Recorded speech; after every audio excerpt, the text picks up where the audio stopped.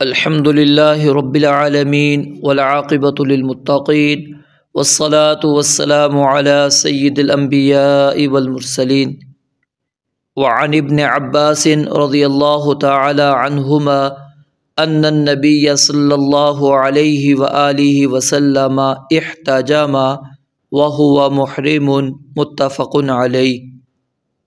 سیدنا عبداللہ ابن عباس رضی اللہ تعالی عنہما سے روایت ہے ان النبی صلی اللہ علیہ وآلہ وسلم، بے شک نبی مکرم صلی اللہ علیہ وآلہ وسلم نے احتجم سینگی لگوائی، وہو محرم اور اس حال میں کہ آپ احرام میں تھے، متفق علیہ بخاری اور مسلم کی روایت ہے۔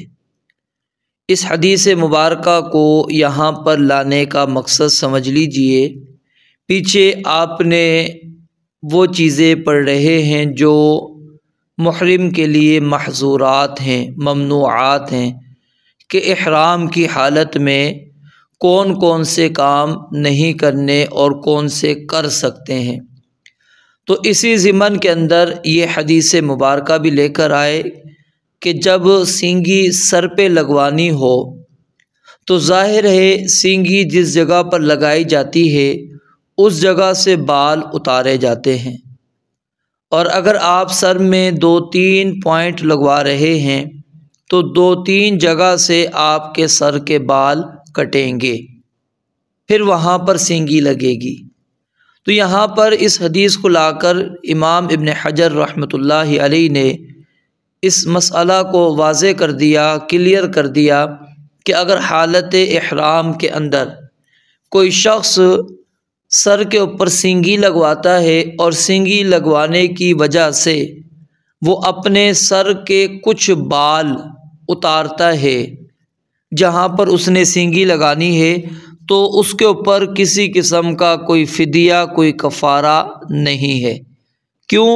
کیونکہ اگر اس کے اوپر کوئی فدیہ، کوئی کفارہ موجود ہوتا تو رسول اللہ صلی اللہ علیہ وآلہ وسلم سینگی نہ لگواتے، اور اگر آپ نے لگوا لی تھی تو آپ علیہ السلام اس چیز کو واضح کر دیتے کہ میں نے یہاں پر احرام کی حالت میں سینگی لگوائی تھی، لہٰذا اب اس کا مجھے یہ فدیہ ادا کرنا ہے۔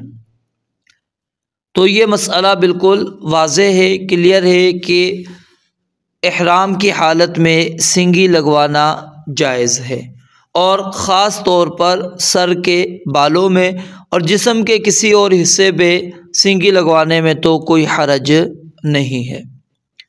اگلی روایت کو پڑھیں اور مزید آپ کو مسئلہ واضح ہو جائے گا، پھر دونوں حدیثوں کو ساتھ بھی سمجھتے ہیں۔ وعن کعب بن عجرہ رضی اللہ تعالی عنہ قال، سیدنا کعب بن عجرہ یہ جلیل القدر صحابی ہیں، انصار کے حلیف تھے، کوفہ یہ چلے گئے اور مدینہ طیبہ میں 51 ہجری 75 سال کی عمر میں انہوں نے وفات پائی۔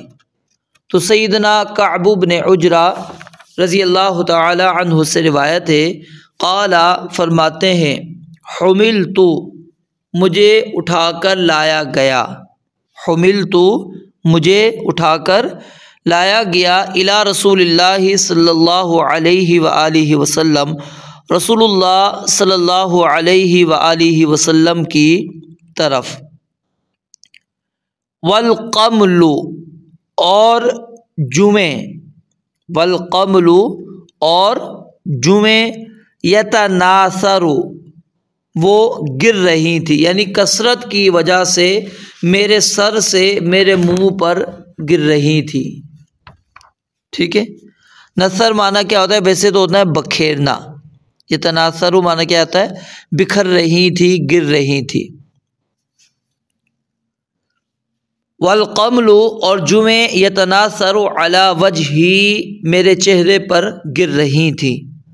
فقال تو آپ علیہ السلام نے فرمایا، ما کنت ارا نہیں تھا میں خیال کرتا، میں گمان کرتا۔ ارا جب یہ فعل مجہول ہوتا ہے تو اظن کے معنی میں ہوگا. یہ کس کے معنی میں ہوگا؟ اظن کے معنی میں.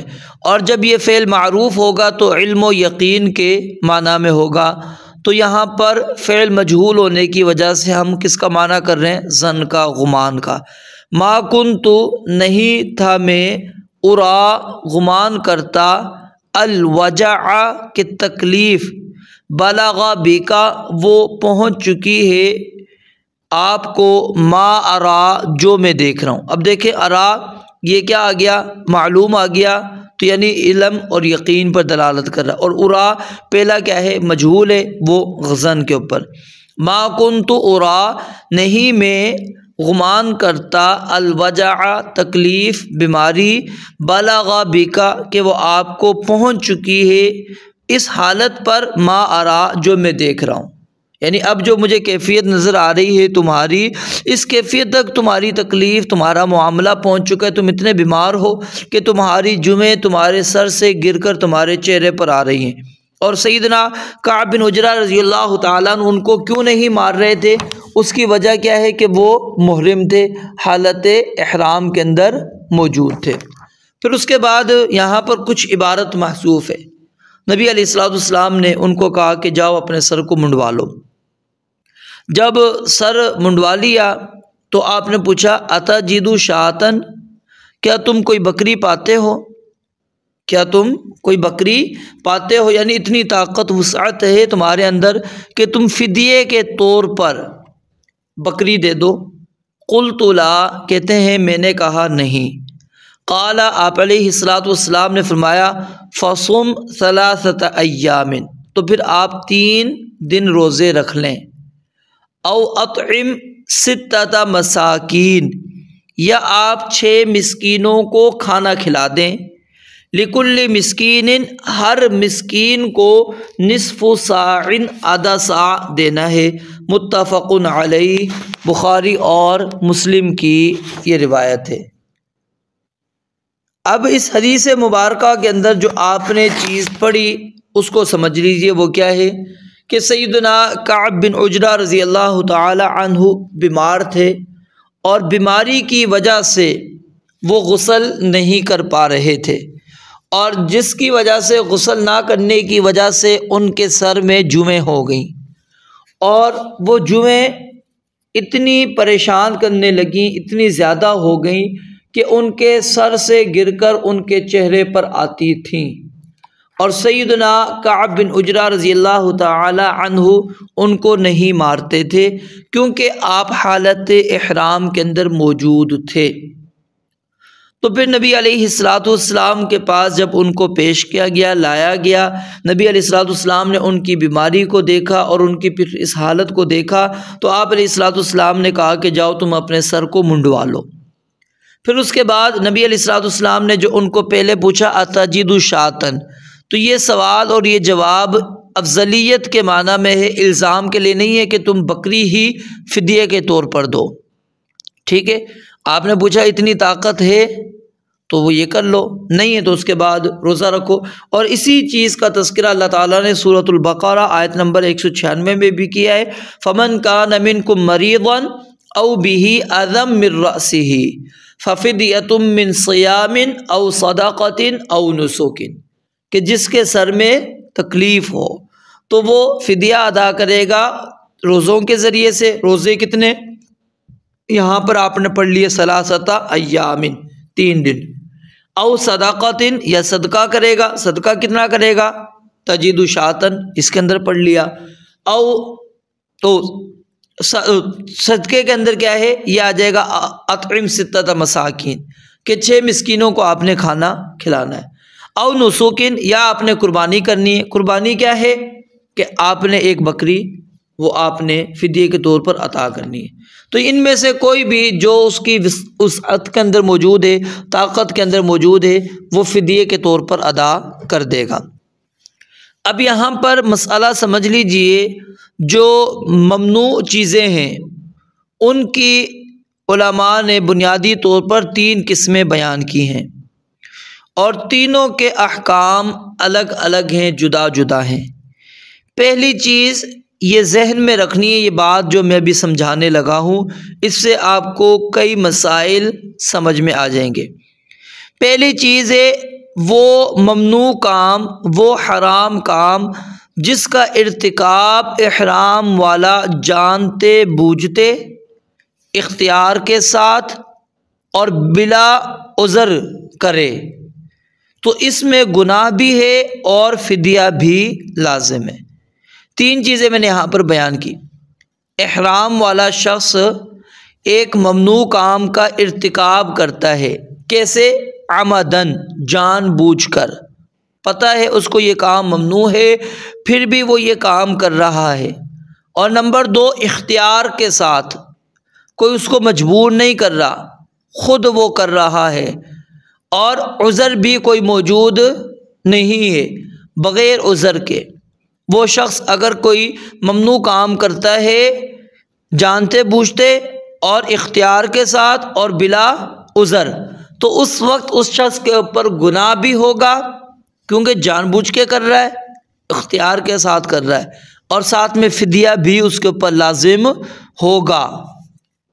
اور نمبر دو، ایسے ممنوع چیز کے بارے میں ہے جس کا ارتکاب آدمی جانتے بوجھتے اور اختیار کے ساتھ کرے لیکن وہ صاحب عذر ہو، تو اس صورت میں فدیہ تو لازم ہوگا لیکن گناہ نہیں ہوگا۔ سمجھ آ رہی ہے؟ پہلے میں ہم نے پڑھا تھا وہ شخص کیا ہے، جانتے بوجھتے اختیار کے ساتھ اور بلا عذر وہ کام کر رہا ہے تو فدیہ بھی ہے، گناہ بھی ہے۔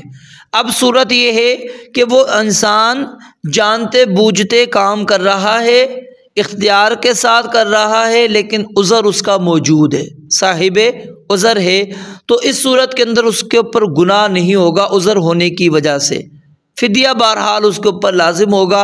اور یہی قسم ہم نے اس حدیث مبارکہ کے اندر پڑھی کہ سیدنا کعب بن عجرہ رضی اللہ تعالی عنہ کے سر کے بال منڈوانا ان کے لیے حالت احرام کے اندر ممنوع تھے، اور وہ جانتے تھے اور ان کو اختیار بھی تھا، اس لیے وہ کٹوارے نہیں تھے۔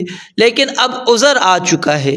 عذر کیا ہے کہ ان کی جمعیں ان کو پریشان کر رہی تھی، ان کو تکلیف کے اندر مبتلا کر رہی تھی، تو نبی علیہ الصلوۃ والسلام نے ان کو حکم دیا کہ آپ اپنے سر کے بالوں کو کاٹ لیں، منڈوا لیں، تو یہ عذر کے ساتھ ہے، گناہ نہیں ہے، فدیہ بہرحال نبی علیہ الصلوۃ والسلام نے ان کے اوپر رکھا۔ اور تیسری قسم ہوتی ہے اس ممنوع کی جس کا ارتکاب کوئی عذر والا کرے لیکن یا تو وہ اس کے منع ہونے کو جانتا نہ ہو، یا اس کی ممانعت کو بھول گیا ہو، یا اس سے اس محظور کا ارتکاب زبردستی کروایا گیا ہو، تو ایسے شخص کے اوپر نہ ہی گناہ ہوگا اور نہ ہی کوئی فدیہ ہوگا، حتیٰ کہ اگر وہ جماع ہے تو جماع کرنے پر بھی اس کی جو حج ہے وہ خراب نہیں ہوتا، اور نہ ہی کوئی قربانی اس کے اوپر لازم آتی ہے، اور نہ ہی یہ ہے کہ وہ دوبارہ سے حج کرے گا۔ یعنی تیسری قسم کیا ہے؟ جس کا ارتکاب انسان کر رہا ہے عذر کی بنیاد پر، لیکن وہ یا تو کیا ہے اس منع کو جانتا ہی نہیں ہے، اس کو پتہ ہی نہیں ہے کہ یہ ممنوع تھا کام، یہ حرام کام تھا، یا پھر اس کی ممانعت اس کو علم تھی لیکن بھول چکا تھا، یا پھر وہ اس محظور کام کا ارتکاب اس سے زبردستی کروایا جا رہا ہے کہ یہ کام تم کرو، تو اس صورت کے اندر اس پر نہ گناہ ہے اور نہ ہی کوئی فدیہ ہے۔ تو مسئلہ آپ کو سمجھ میں آ گیا ہوگا۔ یعنی ایک چیز آپ نے یہ پڑھی کہ جو بندہ جانتا بوجھتا، جان بوجھ کر اختیار کے ساتھ اور بلا عذر کوئی کام کر لے، اس کے اوپر گناہ بھی ہے، فدیہ بھی ہے، اور دوسرا بندہ اسی کی طرح ہے لیکن اس کے اندر کیا ہے، عذر موجود ہے، وہ کرتا جان بوجھنے کے ساتھ ہے، اختیار کے ساتھ ہے، لیکن عذر موجود ہے، تو اب اس شخص کے اوپر کیا ہے، گناہ نہیں ہے، فدیہ اس کے اوپر موجود ہے۔ تیسرا یہ کہ اس بندے کو علم ہی نہیں ہے، یا ممانعت بھول چکا، یا زبردستی اس سے وہ کام کروایا گیا، تو اب اس صورت میں نہ کوئی فدیہ ہے اور نہ ہی کسی قسم کا اس کے اوپر کوئی یعنی کہ خرابی اس کی لازم آتی ہے کہ اس کا یہ حج خراب ہو گیا۔ تو یہاں پر یہ چیز واضح ہوگی کہ یہاں پر بھی بال کٹیں اور وہاں پر بھی سینگی کے اندر بھی بال کٹے تھے۔ سینگی کے اندر کیا ہے، ضرورت کے تحت آپ نے بال کاٹیں اور پورے سر کے نہیں کاٹے، ٹھیک ہے، وَلَا تَحْلِقُوا رُؤُوسَكُمْ، اللہ نے پورے سر کو حلق کرنے سے منع کیا۔ تو بہرحال علماء یہ کہتے ہیں سینگی کے معاملے کے اندر بھی کہ سر پر سینگی لگوانا اگر انتہائی ضروری اور لازم ہو چکی ہو پھر انسان کر لے، اگر نہیں ہے تو پھر سر پر سینگی لگوانے سے اجتناب کرے، باقی جسم کے کسی بھی حصے پر وہ سینگی لگوا سکتا ہے، اس سے کوئی مسئلہ نہیں ہے۔